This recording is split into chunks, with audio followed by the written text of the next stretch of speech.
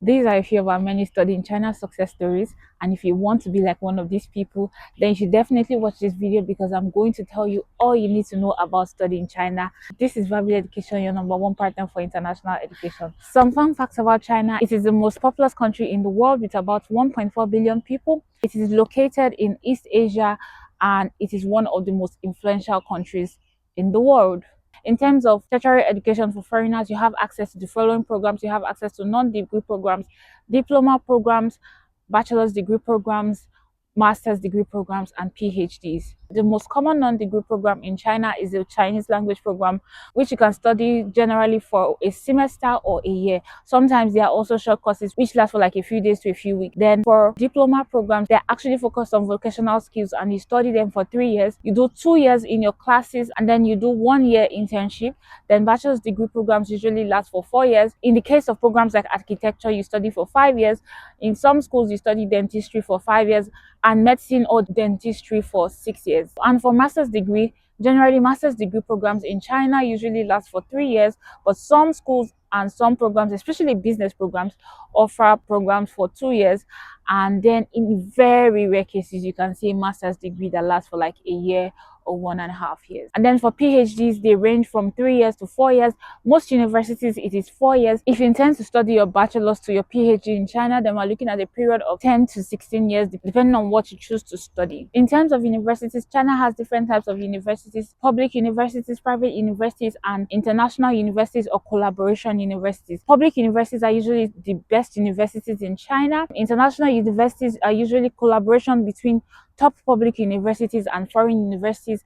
An example of an international or collaboration university is XJTLU, which is Xi'an Jiaosong Liverpool University. It is a combination between University of Liverpool in the UK and Xi'an Jiaosong University in China. In both cases are good ranked universities in the world. Some public universities also offer international programs, so they offer programs in collaboration with public universities, but they don't make a separate universities out of it. In some cases, you can study for 4 years and you get both a bachelor's and master's degree at the same time that you would have gotten a bachelor's degree only in China. Then for private universities, they are usually universities that are owned by private organizations. If you want to know the ranking of a university in China, you can go to this platform, Shanghai Ranking. It lists out the different types of universities under each category and ranks them accordingly. If you want to study a foreign language in China, for example, you can go to a foreign language university and look at the ranking and pick one of the universities there. Or if you want to study at a private university, you can go through the list of private universities in China and pick a university there. Language of instruction. What is the language of instruction in Chinese universities? So there are two major languages of instructions in Chinese universities. It is either English or Chinese. Most top ranking universities offer programs in English. So if you want to study purely in English, then you can look into this. There are also other universities that offer English short programs, but it is advisable that whether you choose to study an English short program or a Chinese short program, you start learning Chinese ahead of time. If you want to study a Chinese short program and you cannot learn Chinese from your home country, then of course you can come to China to learn Chinese for 1 to 2 years and then you move into your major. Depending on the university, they can ask you to provide Chinese language proficiency in different levels according to the National Proficiency Exam for Chinese language in China. And this exam is called HSK, which is Hanyu Shui Ping Kao Shi. It has different levels according to the number of vocabulary that you need to know to go into your major. Some universities require that you have HSK 4, while some require that you have HSK 5, and some require that you have HSK 6. This is usually the minimum requirement before you can begin your major studies in a degree program taught in Chinese language. If you want to study English taught programs, they might ask you to provide IELTS, Duolingo, PTE, whatever language proficiency the school accepts. If you are from English speaking countries like Nigeria, for example, many schools will not require you to provide any English test. In which case, if you are required to provide an English test, you can just take the Duolingo exam. It costs about $45 and the result comes out in about 3 days. What is the cost of studying in China? Now let's go to a part that everybody wants to know, which is the cost, because all these things we are saying, if you don't know how much, if you cannot afford it, then what's the point? So the cost of studying in China can range by university. It can range from $2,000 to $7,000 on average. However, some programs can be more expensive and some, if you get a scholarship, then you might be able to pay less. And this cost of studying would include your tuition, your accommodation, your health insurance, your residence permit fee, and probably your books. If your fees are around $2,000, then we're talking mostly about vocational schools where you study programs that are taught usually in Chinese, or maybe you're learning Chinese language. That is for it to cover like the tuition, the accommodation, health insurance, and all of that. And then for degree programs like bachelor's degree, master's degrees, a good average is between $3,500 to $7,000. That's to cover your total fee. However, some programs are significantly more expensive than this, and these are usually international or collaboration programs. For example, I think the global MBA at Tsinghua University cost about 198,000 RMB. I will put the conversion on the screen. I have seen programs that cost about 200 and something thousand, 300 and something thousand RMB. This is at public universities. At private universities, in for example in XJTLU, tuition for undergraduate students costs around like 100,000 RMB, not including accommodation and all other essential costs. So bear in mind that depending on the kind of university, the budget of $2,000 to $7,000 will not fly. If you want to study MBBS programs in China, then a good budget to look at is really between $6,500 to $10,000 to cover all your total expenses that you usually pay upfront when you begin your semester. And now, are there scholarships in China? Of course, there are scholarships in China. China is usually very generous with scholarships, but since 2025, the requirements have become really strict. Most scholarship programs require you to have an average grade or like an average CGPA percentage of about 80% and upwards.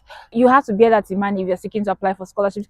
Personally, I would just recommend that you prepare your finances, because also if you get a scholarship to study in China in your first year, there's no guarantee that your scholarship is going to be renewed in your second year. So regardless, you have to be prepared. Unless your admission notice clearly states that it is unconditional as long as you meet the minimum passing requirement per semester. And to be honest, the major scholarship that will really cover this upfront payment for the entire duration of your studies is usually the Chinese government scholarship, in which case they prioritize applicants with an average percentage of like 90%, 95% and upwards. But again, there are different types of scholarships, and your school can decide to award you some sort of scholarship to reduce the cost of your studying. Speaking of scholarships, most scholarships also have age requirements in addition to maybe the regular standard admission requirements. If you want to study an undergraduate program, whether it be a diploma program, bachelor's degree, the average age requirement, it is usually between 18 years to 30 years old. However, some schools, especially in places like Beijing, accept up to 35 years old, and some schools all over the country also accept as low as 16 years old. If you are below 18 years old, however, you need to get a legal guardian in China before you can apply to a Chinese university. And then for master's degree, the average age requirement is between 18 to 35 years old, and some universities go as high as 45 years old. And then for PhD, the average age requirement is between 18 to 40 years old, and some universities go as high as 55 years old. Even if you don't meet any of these strict age requirements, if you want to apply, you can contact Vhabile Education, and we can reach out to schools that generally accept older students to see if you qualify for admission in that university. And in terms of the age requirements for scholarships, for bachelor's degree programs, you are usually expected to be below 25 years old. For master's degree programs, you are usually expected to be below 35 years old. And for PhDs, you are usually expected to be below 40 years old. And then the age requirements for language programs vary by university. Some universities can go as high as 55 years old. If you are a really mature student and you want to come to China to learn the Chinese language, just for the experience of it, just for maybe your business purposes, then you can definitely reach out to Vhabile Education. Just know that your options can be limited in terms of the cost of studying or where you can study because of your age limit, because there are different places where they don't accept people who are older than maybe 35, 40 years old, 30, depending on the university. So yeah, if you want to study in China, regardless of your level of education, these are the documents that you need. You need your international passport, you need a passport photograph, you need your certificate of non-criminal record, or what you would probably call a police character certificate. You need your medical fitness certificate. China has a standard form that your doctor needs to fill, and we made a video regarding this. You can click on the link in the description box below to learn more about this medical form. And then if you're going for bachelor's degrees, language program, and then diploma programs, then you need the following documents. You need your high school graduation certificate, you need your high school or secondary school transcripts. If you did international programs like maybe SATs, you did international programs, maybe like Cambridge A levels, or maybe some form of A levels, regardless of the country you're coming from, or you did like IB diploma, you can also provide those documents. Then for master's degree, you need to provide your bachelor's degree transcript and your bachelor's degree certificate. Then you need to provide 2 letters of recommendation, usually from your previous institution where you studied. And if you've been working for a while, then you have to provide professional letters of recommendation as well. For PhDs, you need to provide your bachelor's degree certificate, and then you need to provide your master's degree transcript and certificate. Some schools will also ask you for your bachelor's degree transcript, so be ready to provide your bachelor's degree transcript and certificate and your master's degree transcript and certificate. Your academic letter of recommendation must come from professors with a minimum of associate professor status, and then you should also provide a professional letter of recommendation. Some other documents everybody needs to provide is your CV. For masters and PhD programs, you need to provide an academic CV. If you don't know how to make an academic CV, you can contact Verbally Education. We have a service for that. Or if you are already our client and applying with us through the process, we will guide you on how to prepare your academic CV. And then for bachelor's degree, Chinese language or diploma applicants, a regular CV is fine. I forgot to add, but one general document that everybody needs to show is their proof of language proficiency. If you're applying for Chinese language programs, then you need to show the HSK proficiency certificate, and then or maybe some other certificate that shows your Chinese language proficiency, but usually it's HSK. Or if you are applying for English TOEFL programs, then you need to show a certificate that proves your English proficiency.